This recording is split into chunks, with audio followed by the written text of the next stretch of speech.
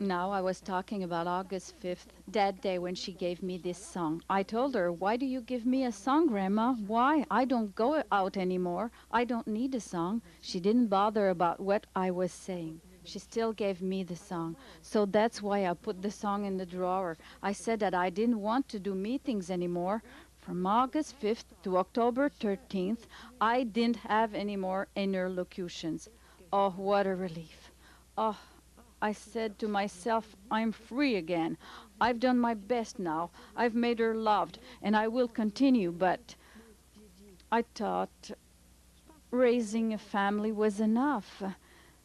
And there was a mission that she wanted me to raise too. It's not a religious community, but it was a big mission. So October 13th, she had her point of view because I didn't want to accept all that. I have entered into a contract with her. She asked me for a mission. It was fair to ask her something in return, a contract with me. One night I was sleeping on October 13th, and during the night I heard, "Good morning." I opened my eyes. I was sleeping, so I opened my eyes. Listen, it was the voice of a man. I said, "It's certainly a dream. What's going on, Grandma?" She changed her voice. "It's impossible." So I opened my eyes and I looked at the time. It was 10 minutes past 2. So it wasn't my husband saying good morning during the night, tell you. So I said, I must have dreamed. I closed my eyes. Just as I closed my eyes, that is when I had my first big vision. It was incredible. It was as big as a wall. There it was, like a frame that is opening. I didn't measure it, but it was extremely big. I don't see the frame on each side. It's big. It's a big vision. So the first one I saw was Jesus. Oh, he is so handsome. You couldn't believe it. I can't tell you how handsome he is. I am too small to tell you that. He comes and touches our hearts. He's around 30. He was dressed all in white, nice hair. He was walking with Grandma Saint Anne. Grandma, not a finger, entirely. Entirely, it was marvelous. She was dressed all in pink, all in sheer fabric. A very nice pink dress with a veil here and a belt here. A beautiful dress. It was wonderful. And Jesus looks like her, his grandma, while the Virgin Mary looks like Joachim, her father.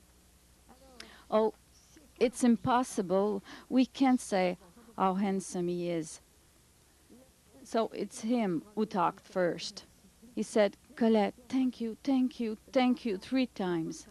To have dared to talk about my grandma, to have been courageous enough to do this mission. Thank you. He didn't know how to thank me. I had said my yes of love. It is not that easy to say yes, to forget everything, to be free from everything. So he said, "Now come with me." And it happened automatically. Me, I cannot understand that. He took me with him on the St. Lawrence River in a very big and nice fishing boat. It was big like a ferry boat, but it was not a ferry. It was a fishing boat, a real one. I don't know if it was St. Peter's boat. I can't tell you, but it was a fishing boat. So I sat next to him, and he stand up next to me, and he said, "Listen carefully. I have messages for my children." He said, "Colette, my children are living in sin. I will be forced to shake the earth. Look, I have message for my priests. When you see them, give them this message." So I give it to each priest. It is personal.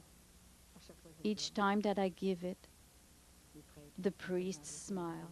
They are so happy. It is very beautiful, directly from Jesus. So now I have a message for all the parents, all the couples, for us. He said, "Listen carefully. I want to tell the parents to hurry up. They have to bring back their children. Do the impossible. I want to have them back. I want to have my children. The parents have to do the impossible because I'm coming with my infinite justice."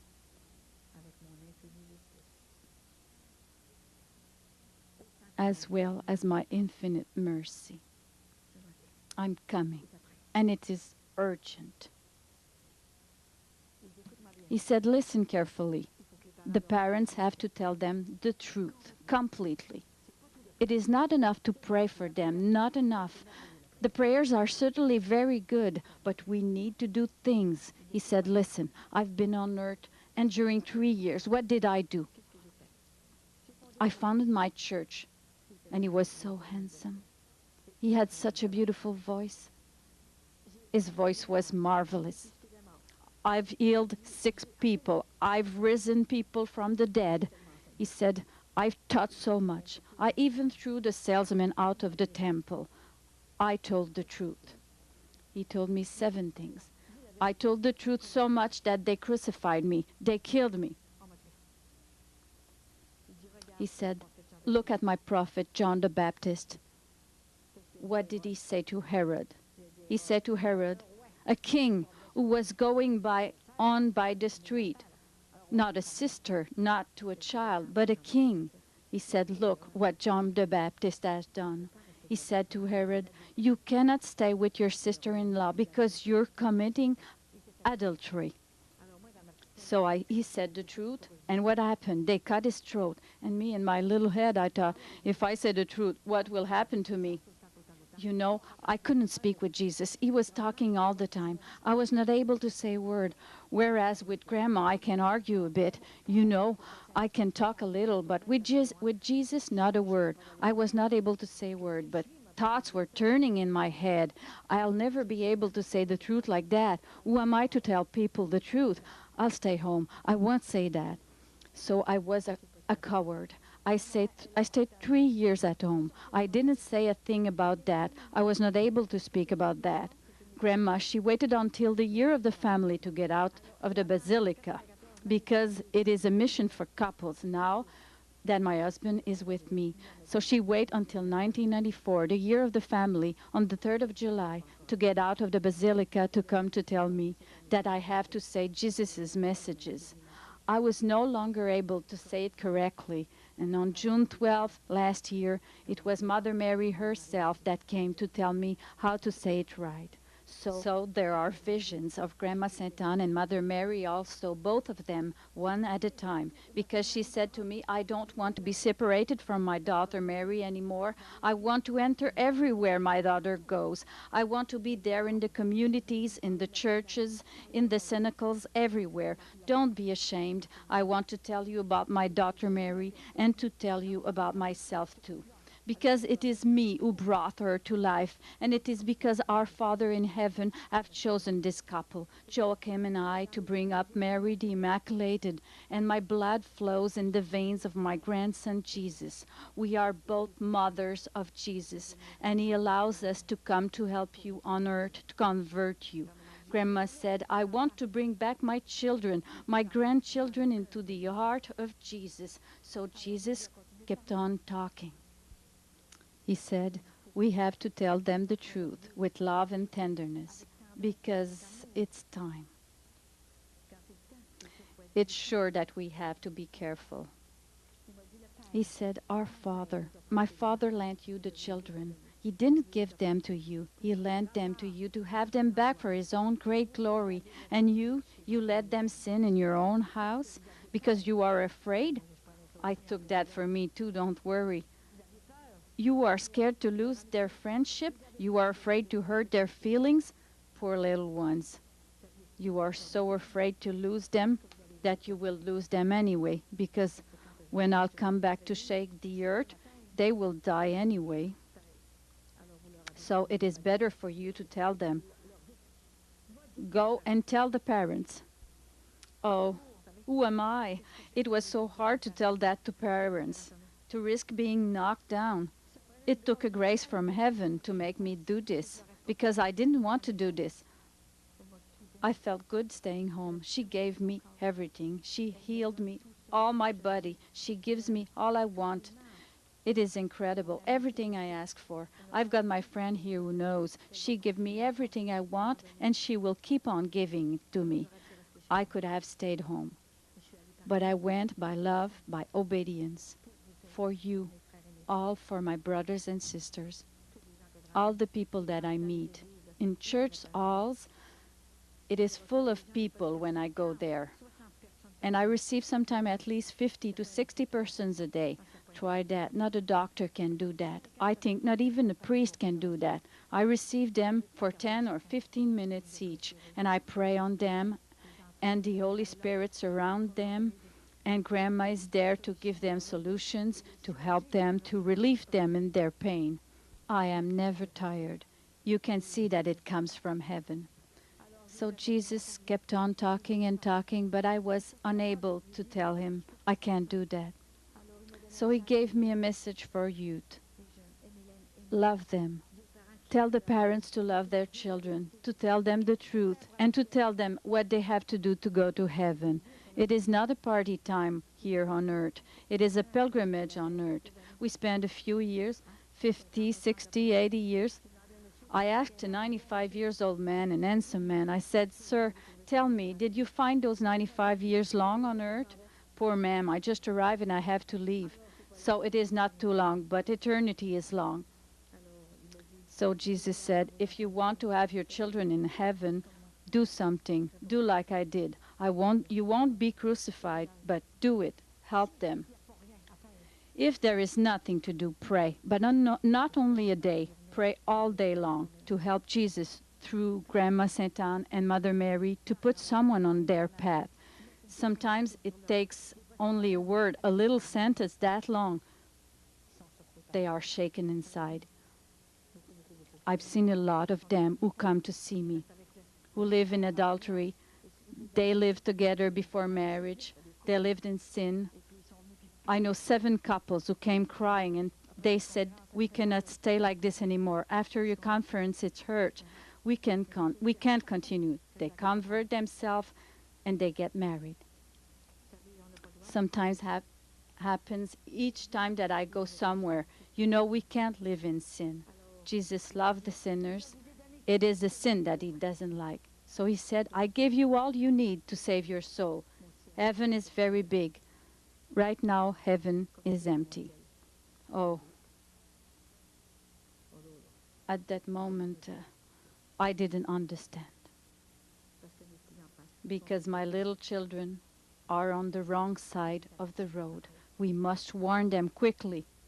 So the message for youth, love them, take them in your arms, your children. Even they are big and tall, even at 40 years old, they are still your children. We are mother and grandmother as long as we live.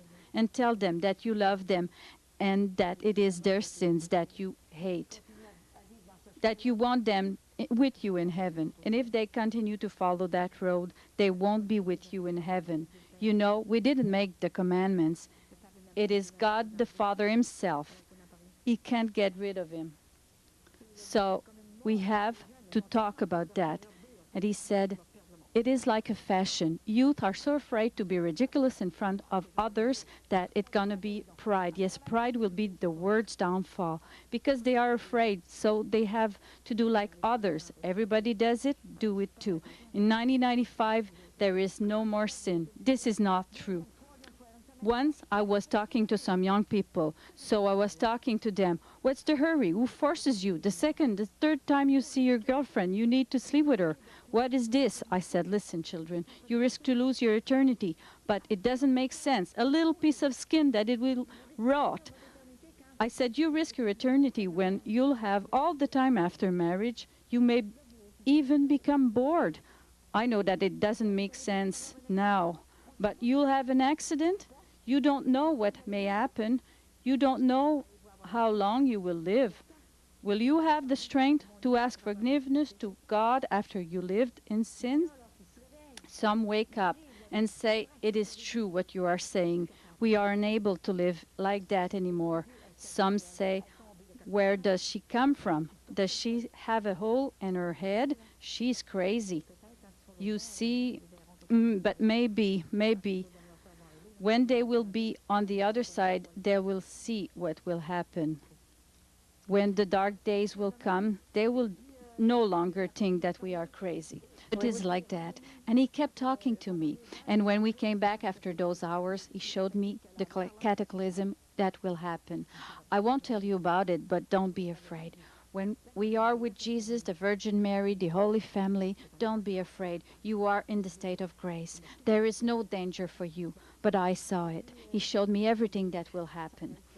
He had talked to me for more than 2 hours. For me, it didn't seem to be 2 hours. I said, I want to see you again. I want to see you. What can I do? He was so handsome.